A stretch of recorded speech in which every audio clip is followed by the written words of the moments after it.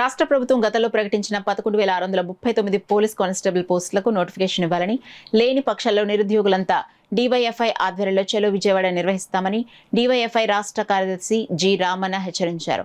Kakinada collectorate ఎదుట constable అభ్యర్థులు పెద్ద సంఖ్యలో తరలివచ్చి ఆందోళన చేపట్టారు. ఈ సందర్భంగా డీవైఎఫ్ఐ జిల్లా కన్వీనర్ పిడి ప్రసాద్ మాట్లాడుతూ రాష్ట్రంలో 20,000కు పైగా కానిస్టేబుల్ ఎస్ఐ పోస్టులు ఖాళీగా ఉన్నప్పటికీ ప్రభుత్వం కేవలం 2,500 పోస్టులకు మాత్రమే నోటిఫికేషన్ ఇవ్వాలని చూస్తుందని విమర్శించారు.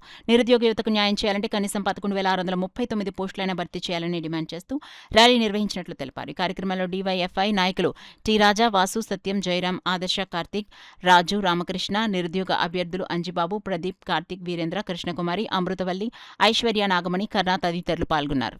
నేను 2021లో వచ్చాను. ఇప్పటికీ ఏ నోటిఫికేషన్ లేదు. లాస్ట్ నోటిఫికేషన్లో మాకు జాబ్ మిస్ అయింది. అంటే సరైన పోస్టులు లేక, సరైన టైం గైడెన్స్ లేక మాకు ఈ నోటిఫికేషన్లో ఎలాగైనా సరే ఒక 10,000 పోస్టులు కావాల్సిందిగా మేము కోరుతున్నామండి. మా డిమాండ్లు అవే. ఇంతటితో మేము ఆగేది లేదు. మాకు 10,000 పోస్టులు వచ్చే వరకు మా ఉద్యమాలు మేము ఆపము. మా ఉద్యమాలు మేము చేస్తాం.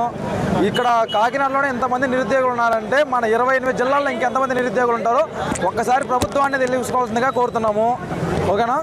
ఇదేంటంటే మాకు మెగా డిఎస్సి ఇచ్చినట్టు మెగా ఏపీ కానిస్టేబుల్ పోలీసులు కావాల్సిందిగా కోరుతున్నాం. 6,500 పోస్టులకే ఏమాత్రం ఇక్కడ మన ఒక కాకినాడలోనే 6,500 పోస్టులలో 4,000 పోస్టులు వచ్చాయి.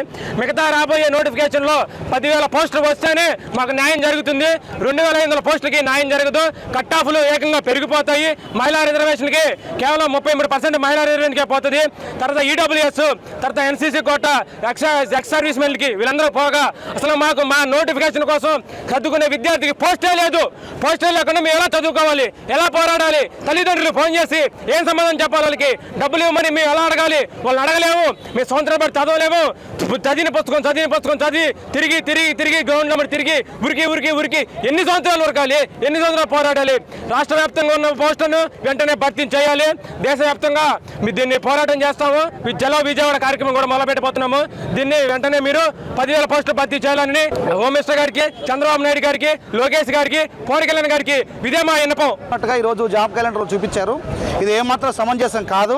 గతంలో ప్రభుత్వం అంగీకరించిన విధంగానే దాదాపు 20,000 పైగా కానిస్టేబుల్ ఉద్యోగాలు ఖాళీలు రాష్ట్రంలో ఉన్నాయి.